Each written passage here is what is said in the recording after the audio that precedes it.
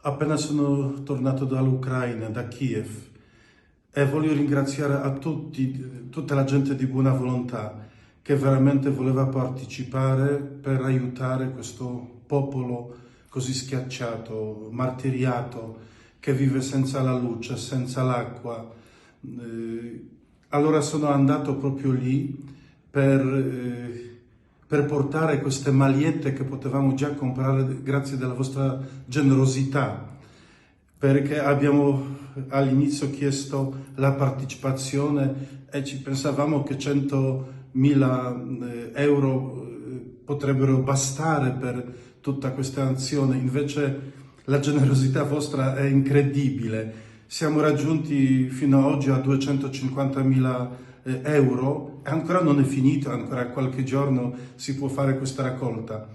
Allora sono andato, ho portato la prima parte delle magliette che abbiamo comprato nelle varie fabbriche in Italia, e anche con il prezzo molto buono, perché una maglietta costava verso 30 euro, noi abbiamo pagato solo 5 euro, anche questa generosità degli imprenditori, grazie.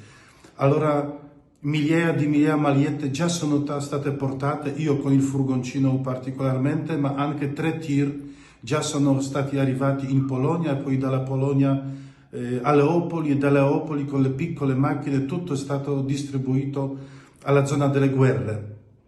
Ma vedendo così tanti soldi che sono arrivati grazie a voi, abbiamo anche comprato i generatori, che lì sono la vita e servono proprio per sopravvivere questo tempo molto, molto difficile sotto zero. Io a Kiev, anche fuori di Kiev, dormivo lì anche senza i riscaldamenti, senza la luce, e grazie ai generatori potevamo almeno sopravvivere lì. Quindi bacio le vostre mani, un abbraccio fraterno, e grazie che questo Natale veramente era cristiano, perché potevamo condividere con gli altri quello che appartiene a noi, anche pochi soldi, ma che gli danno la vita.